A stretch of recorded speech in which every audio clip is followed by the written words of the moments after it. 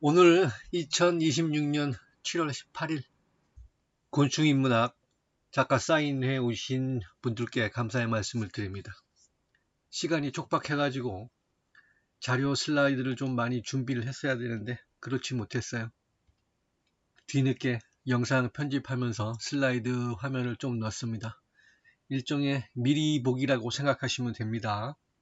오늘 이 시간에는 곤충인문학의 비하인드 스토리, 책에는 넣지 못한 거, 생략한 부분을 넣어가지고 두 꼭지 정도 소개해 보려고 합니다. 제 1장, 첫 장이 내 눈이 얘기인데 우리 결의가 뒤에도 눈이 달렸다. 그래서 내 눈이라고 불렀던 미하우 양코프스키 얘기를 좀 해보도록 하겠습니다. 양코프스키가 뭐 하는 사람이냐 하면 폴란드 태생의 귀족인데요. 러시아의 압제에 맞서가지고 독립운동을 했다가 시베리아로 유경을 가서 러시아 블라디보스톡에 정착을 했고 그 아들과 손자가 한반도에 노비나를 세워서 일제강점기와 해방을 맞이하면서 온 가족이 뿔뿔이 흩어지는 근현대사의 비극을 얘기를 해볼 건데, 자, 요놈이 멋쟁이 딱정벌레라고 하는 녀석입니다. 대한민국에서 흔하게 볼 수 있는 종이고요. 학명에 보면 양코프스키라고 들어가 있습니다. 그래서 이것이 미하우 양코프스키를 기리면서 학명에 붙인 이름인데 이것이 어떻게 우리나라 한민족과 연결되어 있는지 살펴보도록 하겠습니다. 자, 일대 미하우 양코프스키. 폴란드 태생의 귀족이고요. 쪽 지도를 보시면 이쪽이 폴란드고 그 옆에 우크라이나, 벨라루스, 뭐 독일 이런 것들이 있죠. 미하우 양코프스키가 그 러시아의 압제에 맞서가지고 독립운동에 참여를 합니다. 그래가지고 체포를 당하는데 재판을 받고 귀족의 지위를 박탈당하고 영지를 몰수당하고 해가지고 도보로 18개월을 걸어가지고 이쪽에 있는 그 바이칼호 인근에 도착을 해서 광부로 살아야 했습니다. 여기 이렇게 파랗게 표시된 곳이 바이칼호인데 우리나라 그 남북한 합친 그런 면적만한 호수예요. 여기서 광산 노동자로 일하다가 사면을 받습니다. 5년 뒤인가 사면을 받는데 조건이 뭐냐 하면 폴란드로 돌아오지 않는다 라는 조건으로 사면을 받아요. 그래가지고 여기서 잠깐 광산 관리자로 일하다가 이쪽에 있는 러시아 블라디보스톡에 정착을 해가지고 이쪽 조금 아래에 보면 북한하고 국경이 맞닿는 지역에 시데미 반도라는 곳이 있어요. 여기에다가 이제 자신의 영지, 그러니까 노비나라고 하는 일종의 영지 비슷한 것을 세우고 그렇게 해가지고 이 블라디보스톡 인근 그 시데미 반도에다가 지역사를 위해서 뭐 자선 사업도 하고 뭐 건물 같은 거 세울 때 발기인으로도 참여를 하고 해가지고 이쪽에 많은 사업을 했다고 해요. 그래서 여기 사는 사람들이 이 양코프스키를 기리면서 이쪽을 양코프스키 반도라고 부릅니다. 당시 이 지도를 보자면 이쪽은 러시아가 동쪽으로는 얼지 않는 항구를 개발하려던 그러한 때였고 이 왼쪽으로는 유럽의 여러 나라와 국경을 맞대고 있으니까 유럽의 전통적인 강국, 뭐 독일이라든가 프랑스, 영국 이런 나라들이 이 러시아의 그 진출을 가만히 볼 수가 없겠죠. 그래가지고 상당히 막 이렇게 갈등이 일어나던 곳이었어요. 그래서 당시 짜르가 러시아 황제를 말하는 거죠. 짜르가 이쪽 아무르 지역을 개발을 하려고 하던 때였습니다. 그래서 러시아에 반대하는 그 정치인이라든가 뭐 지식인들을 많이 잡아들여가지고 이쪽 시베리아로 보냅니다. 그러면서 이 사람들을 통해 가지고 이쪽 아무르 지역을 개발하겠다 그런 계획을 세우고 있던 때였어요. 그래서 역사적인 사실을 보자면 1895년경에 러시아의 신구락자 블라디미르 코마로프 하는 사람이 이 북한 일대를 탐사한 적이 있습니다. 그때가 언제냐 하면 우리나라 고종이 러시아 대사관으로 피난을 갔던 그 시기예요. 1897년인가 그 사이일 겁니다. 그래서 여기 와가지고 이쪽을 탐사를 하면서 여러 가지 생물상을 보고를 하는데 그 중에 하나가 고마로브 집게벌레예요. 뭔 내용이냐 하면 이렇게 생겼습니다. 근데 이 녀석이 날개를 딱 펼치면 이렇게 아름다운 송날개를 가지고 있어요. 자, 그렇게 해서 일대 양코프스키, 미하우 양코프스키는 1912년에 시데미 반도 근처에서 이제 사망을 합니다. 그 다음에 2대 양코프스키, 유리 양코프스키의 시대가 열리는데 1922년에 볼셰비키 혁명으로 러시아가 공산화됩니다. 그래서 시데미 반도에 살고 있던 유리가 영지민들하고 가족들을 이끌고 북한으로 피신을 합니다. 그래서 한동안 청진에 있다가 주울에 정착해가지고 또 여기에서도 이제 노비나를 세우고 한반도에서 살게 돼요. 그때가 이제 25년도 함경도의 주울에 노비나를 세우면서 또 이제 한반도 생활을 합니다. 뒤를 이어서 1935년에는 스탠 베리만이라고 하는 그 스웨덴의 유명한 동물학자가 있습니다.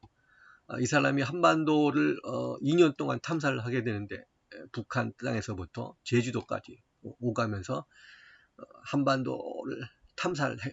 이때 2대 유리 양코프스키가 이 스탠 베리만을 가이드를 하면서 숙식도 제공하면서 그러면서 탐사에 많은 도움을 줍니다. 그래서 이 스탠 베리만이 나중에 한반도 탐사를 다룬 책을 내는데 2대 유리 양코프스키에게 의해서 노비나에 초대되었던 내용을 좀 다루고 있습니다. 그리고 나중에 EBS 다큐멘터리 프로그램에서 이 스탠 베리만을 다룬 다큐멘터리가 있는데 그때 유리 양코프스키의 얘기가 나옵니다. 그렇게 이제 살면서 1945년도에 소련군이 북한에 입성을 합니다. 그러면서 이 일대부터 이어져 왔던 그 노비나의 역사가 완전히 해체가 돼요. 그래서 유리하고 3대 발레리 양코프스키가 소련군에 들어가서 통역으로 복무를 합니다. 살아남기 위해서 어쩔 수 없었겠죠. 그런데 46년에 유리 양코프스키가 시베리아로 유배가 됩니다. 죄목은 뭐냐 하면 스파이. 3개국어를 했으니까 스파이로 몰려서 시베리아로 유배를 당하고 거기서 56년에 사망을 합니다.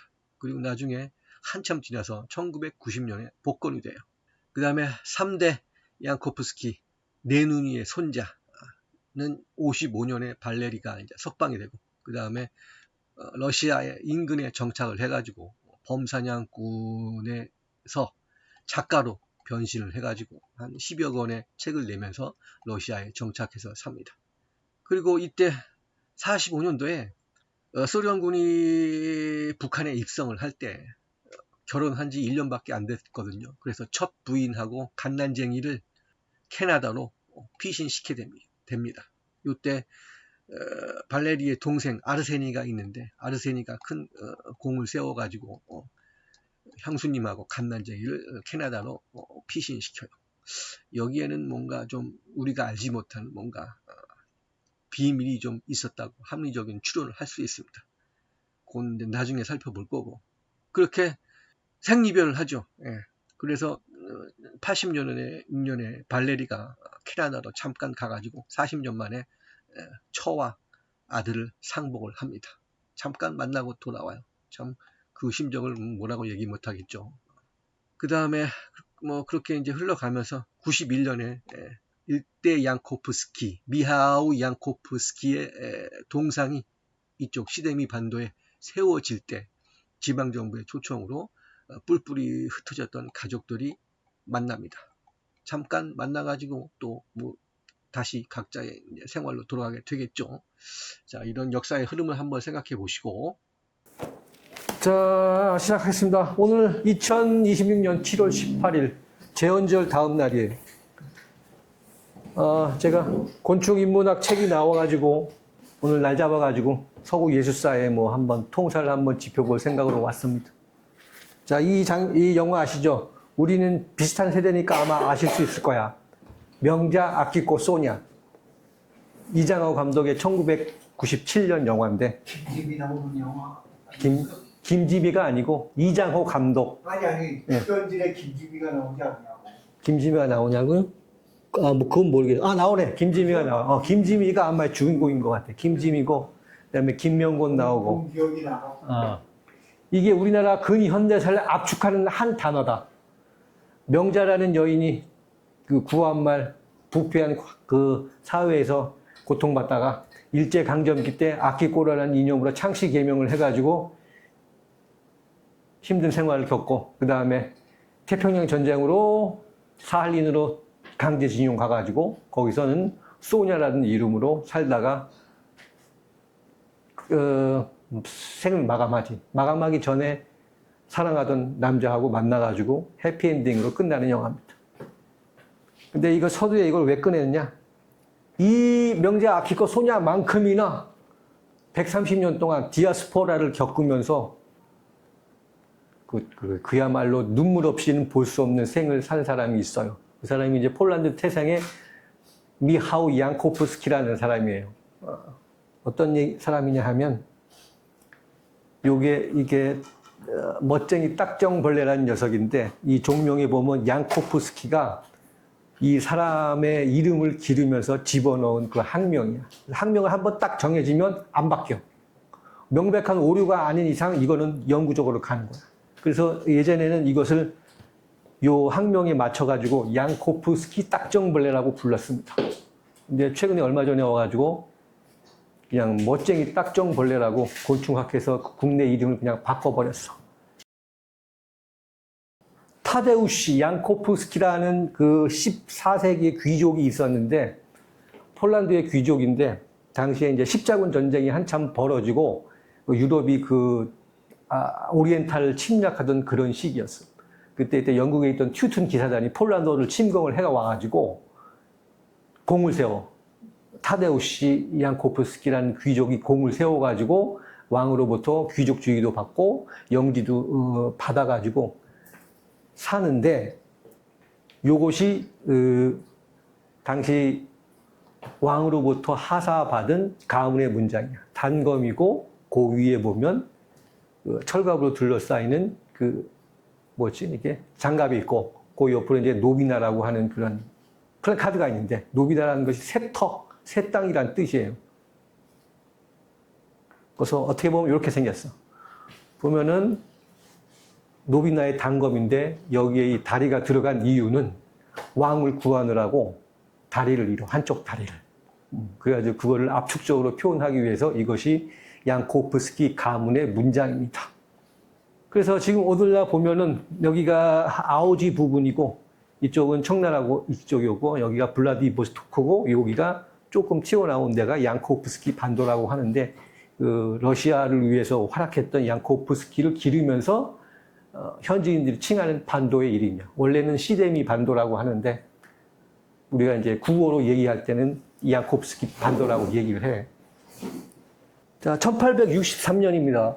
그러니까 폴란드가 강대국에 의해서 분할이 됐던 시기야. 어떤 시기냐 하면 러시아, 프로이센, 오스트리아 이 19세기의 그 강대국에 의해 가지고 세 차례 분할이 돼. 그러면서 땅덩이가 점점 좁아지지. 그때 폴란드의 20대 초반이었던 미하우 양코프스키는 러시아의 그 압제에 항거를 해가지고 1월 봉기를 일으킵니다. 그러니까 우리식으로 말하면 독립운동에 참여한 거야.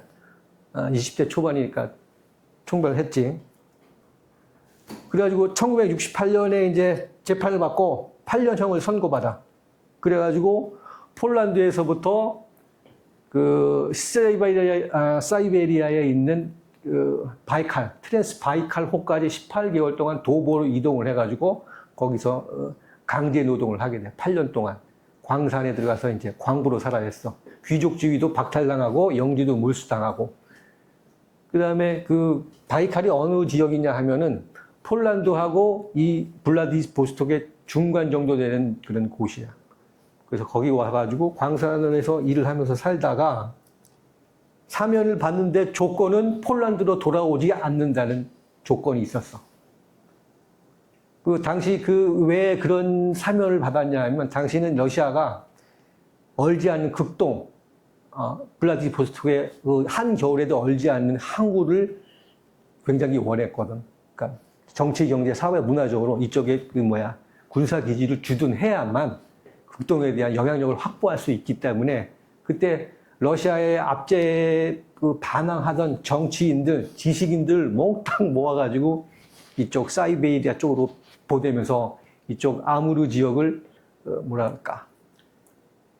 유민을 계속 보내가지고 아무르 지역을 개발하려고 하는 왕의 목적이 있었어. 그 목적에 의해 가지고 이제 양코프스키가 블라디보스토크에 와가지고 사면을 받아가지고 여기서부터 일을 하기 시작합니다. 그런데 뭐 아무것도 없는 그 상태에서 뭔가를 하려니까 뭔 기반이 좀 쌓여야 될 거 아니야. 그래서 그 블라디보스토크 인근에 있는 그 광산에서 광산 지배인으로 일을 하면서 블라디보스토크 인근에서 올가라는 여인하고 결혼을 해가지고 자식들을 몇 명 둬요. 올가가 그 전쟁 미망인이었어. 그래서 전 남편은 사망을 하고 그 미망인하고 결혼을 해가지고 알렉산더를 얻고, 그 다음에 아까 얘기했던 시데미 반도에 여기에 이제 러시아 정부로부터 허가를 얻어가지고 조차를 합니다.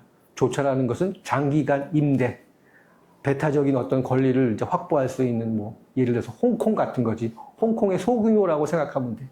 이쪽에 자기의 영지를 딱 마련하고 여기에서 목장을 세우고 별장으로도 세우고 사파리로도 하면서 이 세력을 키워나가. 그래가지고 당시에 영주민들이 한 150명 정도 있다고 이제 추산이 됩니다.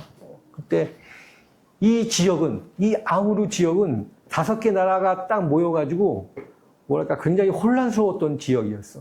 청나라 유민들로 이루어진 마적단들이 일단 여기서 횡행하면서 살인, 발화, 약탈을 벌이던 곳이었고, 우리나라는 또 일제로부터 피해 나가지고 그 북한 주민들 이쪽으로 넘어가가지고 삶의 일터를 일구던 곳이었고, 그 다음에 러시아 원주민이긴 한데 슬라브족인데 이쪽 그 일본에 구하면 원주민 있지. 원주민 뭐지? 그렇지. 아이누족하고 피가 섞인 사람들이 살고 있던 그런 곳이야. 여기는 아직 그 아무르 지역은 지금도 습지예요. 벌판이면서 그 여름이 되면 물이 척척 고여가지고 사람들이 살기가 어려운 곳이야. 그래서 아무르 지역에는 어떻게 보면 동식물의 천국입니다. 그래서 아무르 지역을 개발을 하면서 한민족한테 인삼재배법을 배우고 녹염 채취하는 법을 배워가지고 여기서 엄청난 부를 쌓아요. 우리 현재 가치로 계산을 하면 당시 영주민의 가치가 한 200억 가까이 됐다고 이렇게 추산을 할 수가 있어. 그래서 한민족을 고용해가지고 인삼 재배를 하고 그 다음에 여기서 마적들을 소탕하러 다녀. 홍호자라고 하는 마적단의 그 우두머리가 있었는데 이 사람들이 그 영지민으로 쳐들어와가지고 그 영지민들을 많이 죽이고 가축을 노략질을 하고 해가지고 도망을 쳤어. 그러니까 영지인의 입장에서는 화딱지가 날 거 아니야. 그래가지고 몇 개월 동안 그 마적단을 쫓아다니면서 마적단을 소탕하면서 치안권을 이제 확보를 하는 거지.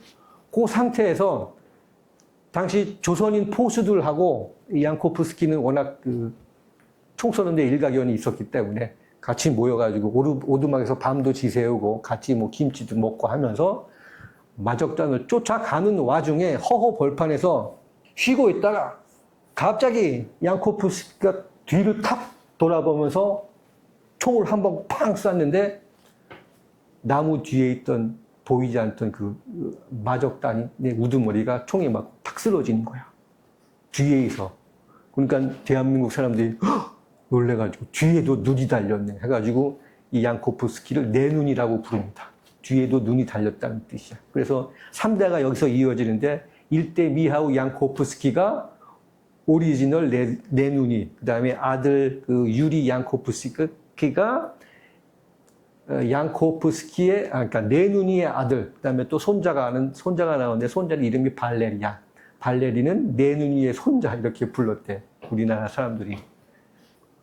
부가 형성이 되니까 두 아들을 미국 샌프란시스코로 유학을 보냅니다. 그것도 3년 동안.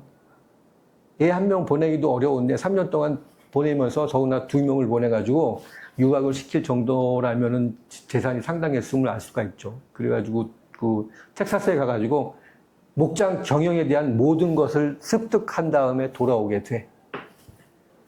어차피 이쪽 러시아 영토에서 여기에 정착을 했기 때문에 러시아와 좋은 관계를 맺어야 했었어. 그래가지고 여기서 다시 자기가 강제 노역을 했던 트랜스바이칼까지 도보로 또 왕복을 해가면서 말을 구해와, 종말을 구해와가지고 개량을 하고 이것을 러시아군에 납품을 하면서 완전히 이제 그 정치범이라는 꼬리뼈를 완전히 떼고 이때부터 이 지역사회에 동화돼가지고 양코프스키가 살아가게 됩니다.